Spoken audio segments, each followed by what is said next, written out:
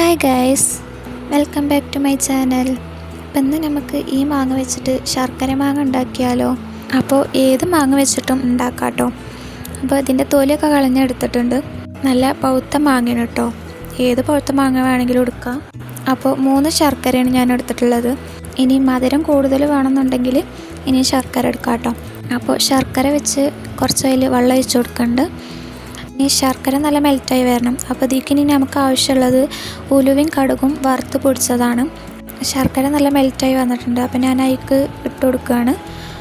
ഇനി അതിലേക്ക് കുറച്ച് ഉപ്പ്, ഇനി കുറച്ച് മുളകും പൊടി ഇട്ട് കൊടുക്കുക. അപ്പോൾ ഇത് നല്ല തിളച്ച് വരുന്നവരെ വെയിറ്റ് ചെയ്യുക. അപ്പോൾ നല്ല തിളച്ച് വന്നിട്ടുണ്ട്. നല്ല ലൂസായിട്ടാണ് കേട്ടോ വേണ്ടത്. അപ്പോഴാണ് ആ മാങ്ങയിലൊക്കെ ഒന്ന് പൊടിച്ച് കിട്ടുള്ളൂ. അപ്പോൾ നമുക്കിനി തൊലി കളഞ്ഞ് വെച്ച മാങ്ങ ഇതിലേക്ക് ഇട്ട് കൊടുക്കാം.